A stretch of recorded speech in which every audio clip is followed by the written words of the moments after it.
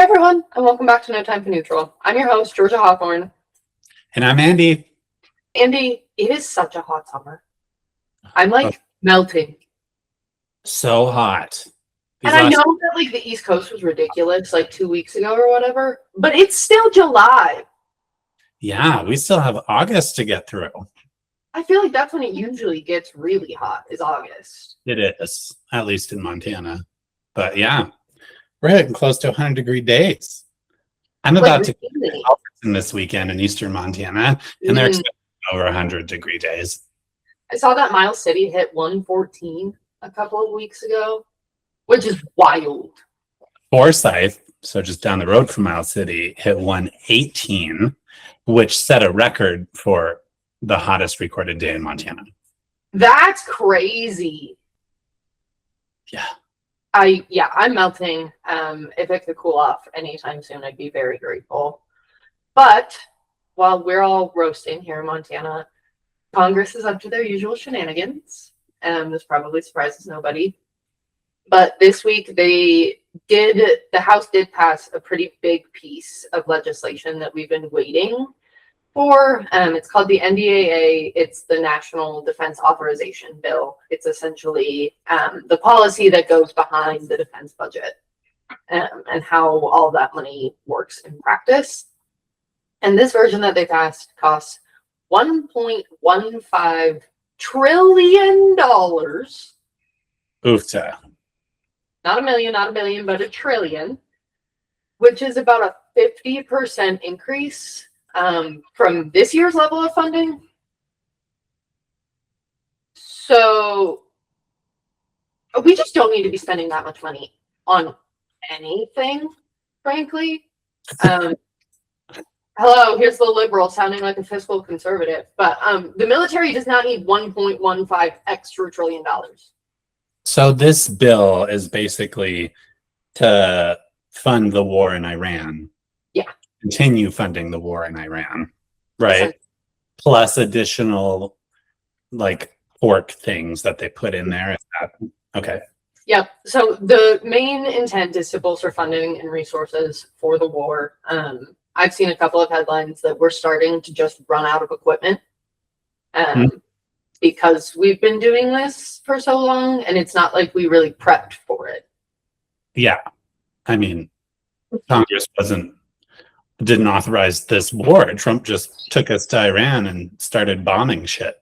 Right. And usually when countries go to war, there's a plan involved, and you can stockpile a little bit, or at least begin creating the things that you're going to need.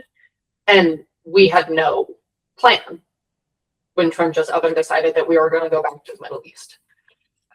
They are trying to pass an extra supplemental funding bill on top of this for $250-350 billion. That one is not attached to this. This is something separate that they're trying to do. But you mentioned the extra pork things that are also in this bill. One of the main things they put in to buy off Republican votes and get them to push this through was they put most of the Save America Act in the bill. Wow. Oh, idiots. Okay.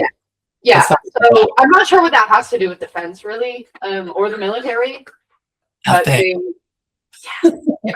passed the Save America Act out of the House for the second or third time now.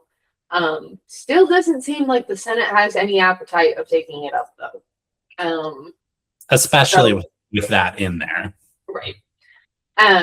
Another thing that's in the bill is it officially renames the Department of Defense to the Department of War, because Trump just started calling it that one day, but it's not official until Congress says it's official. So this would do that, which my eyes are going to roll out of my head. Episode, I think. Another stupid thing that's in this bill that has absolutely nothing to do with the military or defense is that it blocks coverage for gender affirming care. Sure. Yeah. Trans people in there. Of course. Best. And it also makes it easier for military members to carry their personal firearms on military bases, which just sounds like a bad idea. Yeah. But there were two Dem provisions that made it through into the bill and through passage. One of those was to protect collective bargaining for civilian defense employees so that they reinforce their union protections and their right to negotiate their contracts and things like that, so that if Doge 2.0 ever came through, those employees would be protected. And then it also requires the Pentagon to notify lawmakers within 5 days of when senior military officers are dismissed and why. We've seen Hegseth do this a couple of times now, where he just fires top generals with really no reason why or anything like that. And so that's to get Congress a little bit more information there. Granted, they're not big wins, not in the grand text of the bill, but take what you can get, I guess. Realistically, we probably aren't going to see the final version of this defense bill until probably after the midterms, maybe even into early next year. They're all about to head out on August recess. They're about to take a month off work, so all of this is going to pause. And then when they come back at the end of August, early September, it's campaign season, and Congress is never, ever, ever productive in the 2 months before an election because half of them aren't there. They're at home campaigning. So we'll see where it goes. But so, question for you. So this defense bill, massive $1 trillion package, passed the House. So now it goes to the Senate. They make their revisions. Because this is a funding bill, does that mean it only needs 50% plus one, like just a majority to pass, or do they still need to reach that 60 vote threshold in the Senate? So you're right, because there's money and policy and all of those things attached to this. When it goes through the Senate, they will have to deal with the filibuster. It's called a cloture vote. They'll have to reach 60 votes in order to cast the actual vote. So that cloture vote usually ends up being the deciding vote, because if it goes to the floor, then it's going to vote yes. If people won't let it go to the floor, then obviously it's going to fail. But yeah, so the Senate would have to make their amendments, pass it through the filibuster, send it back to the House. The House would have to accept the amendments and then pass it again. And given that August recess is literally just around the corner, I don't have a whole lot of faith in them being able to execute all of that before Right. they leave. And the SAVE Act, we've been talking about that for months, including the president, who literally held a broadcast television press conference to just spew stupid words about the SAVE Act thing. Was that not the most ridiculous thing in the world? That was so dumb. I love how most of the TV stations like NBC and ABC were like, no, we're not going to air propaganda. Right. Like, I'm not just going to let you lie out your ass on national TV. Yeah, so dumb. I haven't even watched any videos about it myself because I know it's just garbage. But like the SAVE Act, for people listening, is that like voter suppression bill that the president desperately wants passed more than anything before the midterms. And the reason he wants it passed is to fuck with the midterms, basically, to screw over Democrats from winning. It would give Republicans a leg up. It's like literal voter suppression, and the fact that it requires all these forms of voter ID, which like a passport, for example, which most Americans actually don't have and many can't afford. Anyway, so what I'm getting at here is the fact that they squeezed that SAVE Act into this, and we've known for months that the Senate just isn't having it. They're not going to vote on the SAVE Act. So if they revise this, like, they would probably nix that. Mm-hmm. That would be my guess. But I can see them basically just taking that piece out and voting on the rest, unfortunately. Probably. I think that's realistic. I also don't know if they'll take the SAVE Act out entirely. Mm-hmm. I would imagine they'll probably just peel back a couple of the worst provisions and then leave in the like more quote unquote moderate ID laws. Yeah. But yeah, I mean, when you think about the Save America Act and these voter ID laws and the redistricting that's happened, like all the mid-decade redistricting that's happened, Louisiana v. Calais, like nuking the Voting Rights Act when it comes to like quote unquote racially gerrymandered districts, which actually just allows minority populations to have a representative voice with their vote. All of the signs are pointing to one thing, and that it's that Donald Trump refuses to lose in November.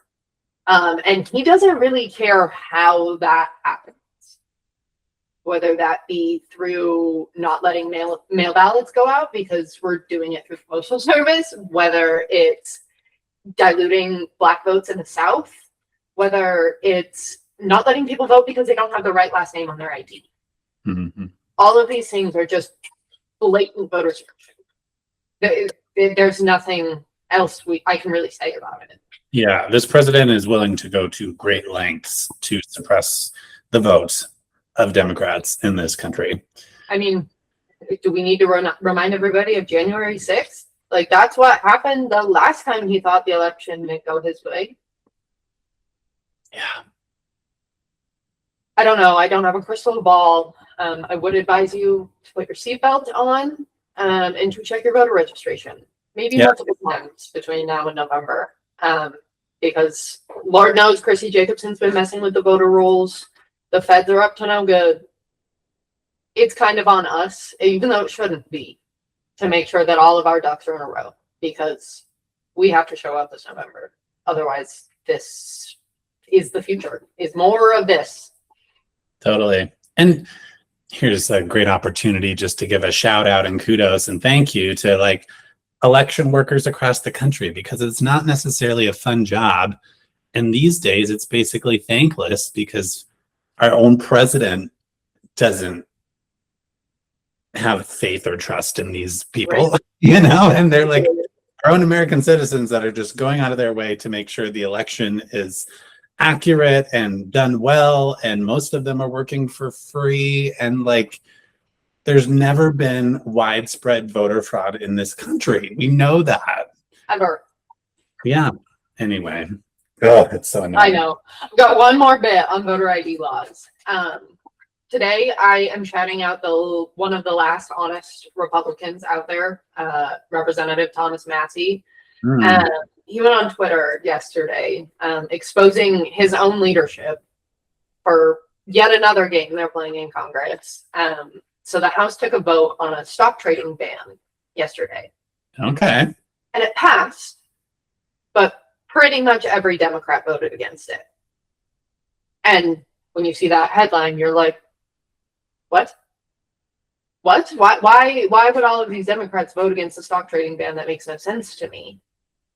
Well, it's because the Republicans paired a bunch of voter ID laws in with this stock trading ban as a gotcha, knowing that they were never going to vote in these voter ID laws, and that they got to go on Fox News and be like, oh my God, the Democrats are insider trading because they voted against this bill.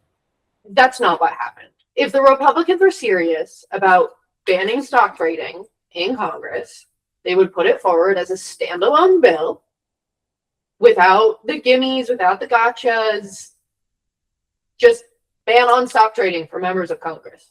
It's not right. rocket science. But they don't want to do that because literally everything is a game to them. Sure. So if you see any negative headlines about said stock trading ban, just know it's bullshit and spin, basically. Good to know. Good to know. And most of us realize that like insider stock trading within DC is one of the most like corrupt things happening. Like many of these politicians are getting wealthy while in office is because they can predict the stock markets basically by the intel that they hear because of the job that they were elected to do. And so, I mean, look at the Trump family. Please look at how much money they've made since he took office. Number one, right? Over $1 billion in 2 years. Like, insane. Right. But Jimmy Carter had to give up his peanut farm. Yeah. I'm still mad about it. Anyways, in case you missed it, the war's back on. Not that it ever really ended. it's on, it's over, it's pausing, it's slowing, it's restarting. I mean, every time Trump talks about the war is in a different stage. But as far as actions go, we've been trading strikes with Iran since the ceasefire ended in early July. So I'd say it's back on. 18 American soldiers have been killed since this conflict started earlier this year, including 4 in the last week. Gas prices are back up to over $4 a gallon across the country. Lord knows that's what I'm seeing here in Great Falls. The worst total cost is like $37.5 billion. That's so much money. Like, we are literally lighting money on fire to make every person who lives in this country poorer in a harder spot while we ship off our kids to go get killed in the Middle East. Yeah, it's really infuriating. Again, like we say this almost every time we record this, we don't even know why we're there.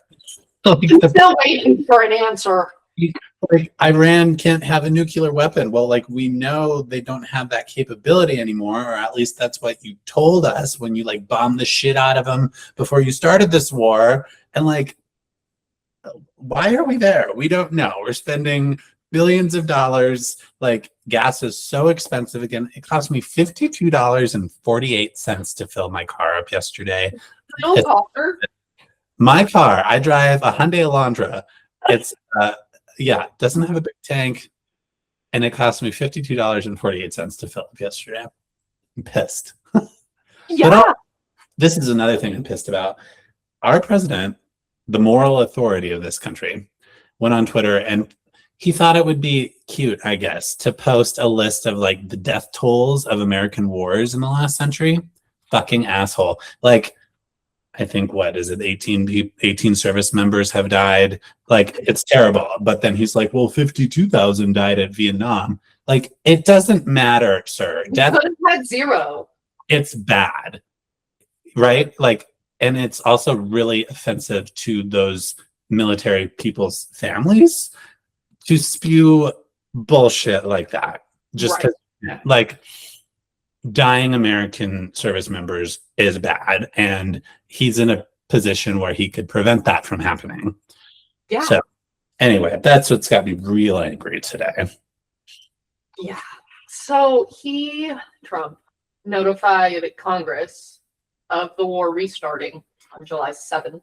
That's when they all got the message, which gives him 60 days to wage his stupid war in the Middle East without needing congressional approval, legally under the War Representative. Because that's how it works. Is the president gets 60 days as the commander-in-chief, and if he needs troops longer than 60 days, then Congress has to sign off. We did this once already earlier in the year, and if you notice, it was about that 60-day time frame where all of a sudden the ceasefire was coming into place. And peace talks were starting and that kind of thing. Because at the time, Congress was like, I'm confused why we're there in the first place. And so now he's just bought himself another 2 months by saying the war was over. Just kidding. It's back. Which 60 days from now puts us in like early September. So, I mean, the stupidity of all of it really just baffles me. Yeah. I just don't think they're listening to anybody. Like, this is a very unpopular war. Even his base is like, dude, what the hell? Why are we doing this? Why are we costing this country so much money and putting our service members' lives on the line to do this? There's no point. And also, like, frankly, I don't want to be screwing with the Iranian people. Like, they're not gonna lay down and let us bomb. Like, they've been fighting back, right? Right. It's all just like painfully stupid. But like, yes, it's stupid when you want to think about it like intellectually in like a news way, but also like this just sucks. Fertilizer prices are still high, gas prices are high, food prices are high. Mhm. I would challenge someone to tell me something that isn't expensive right now. Right. The number one concern of American voters is the cost of living, being able to afford everyday things. And the stupid ass war isn't making that any easier for people. I mean, $50 is the new $20. I can't leave the house without spending $50 on something.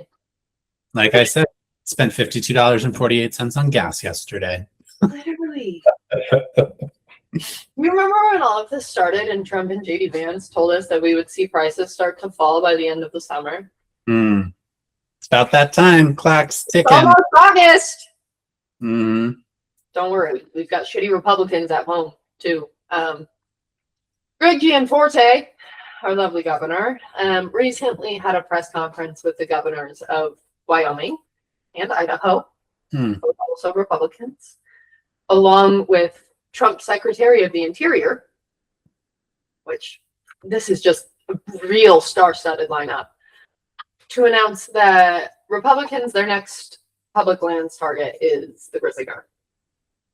And they did this whole big press conference saying that the feds were relinquishing control over grizzly bear management and essentially gave all of that power back to the states, which is interesting. Grizzly bears remain on the endangered species list for now. If you ask me, my personal opinion, I'd say this is probably the first step to pulling them off of that list. Yeah. And I'm no grizzly bear scientist or anything like that, but from what I've been reading about it, grizzly bears, in order to be like genetically like safe, no longer endangered or anything like that, they have to have like cross population breeding.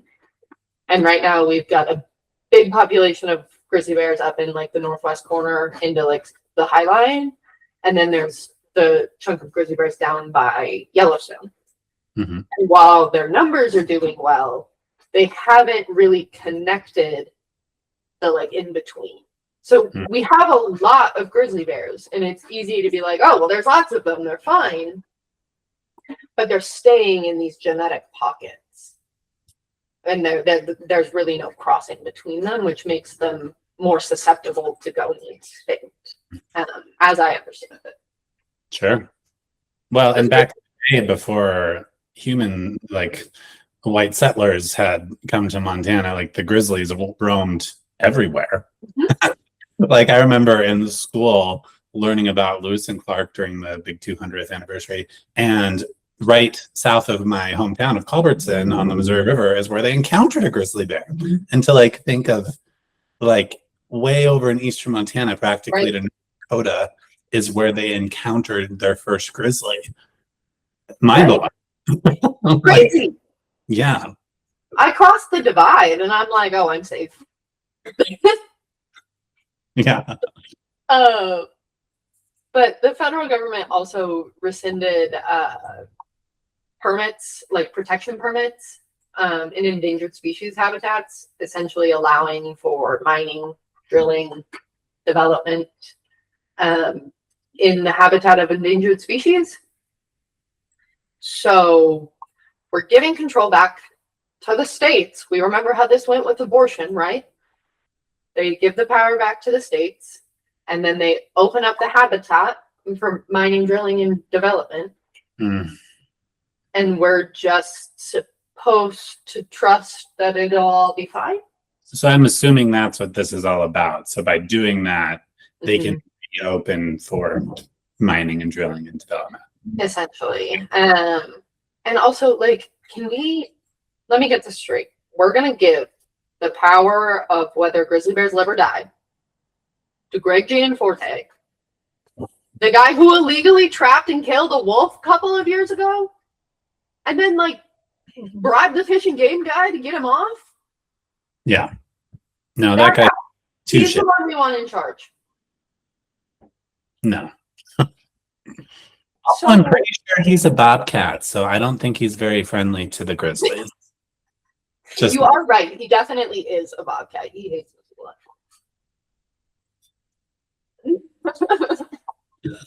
But yeah, just another really terrible, like, outdoor management misstep by the Republicans. I mean, that's not shocking, really, but it does add one more thing to the list of priorities for when we take back the House of how do we protect all of this. If you're inclined to call the governor, which you probably should be if you care about grizzly bears, his phone number is 406-444-3111. And let them know the Montanans want to protect their grizzlies, not chase them out. But other than that, what are you doing this weekend or tonight? Or, I mean, it's summer and I feel like it's so busy.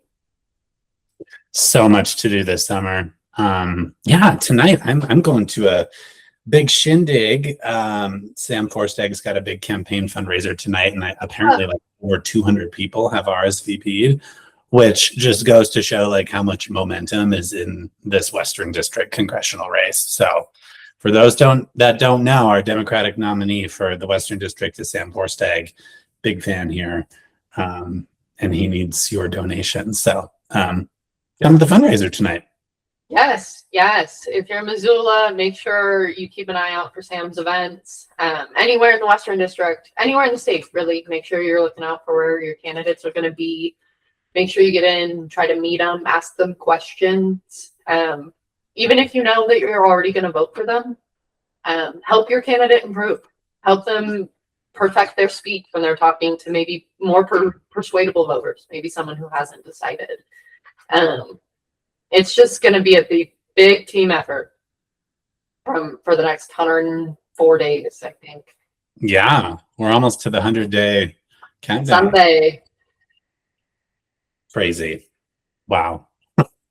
So yeah, if you've been telling anybody that you'll get involved with the election cycle once we get closer, it's closer. You can go to montanademocrats.org/volunteer. Join your local central committee. We can find you a candidate to knock doors with, make phone calls, text. For those of you who spend too much time on the internet, we recently released a digital rapid response program. Essentially, we'll send out posts, talking points, and you help us share our message on the internet. If you're interested in that, you can head to montanademocrats.org/rapid-response. But other than that, I'm going camping this weekend. I'm very excited to get out of service and enjoy the state that we spend all this time fighting for. And I would recommend everyone else do the same soon, because those kind of things that keep you grounded. That sounds like the perfect Montana thing to do this weekend. Yes, I'm very excited. I'm going to spend the entire weekend in the river. Otherwise, I think I will literally melt. Yeah, it's quite. Make sure to hydrate. Sunscreen. Oh, and that, yeah. My shoulders are burnt to a crisp from the last few days of being outside. Ouch.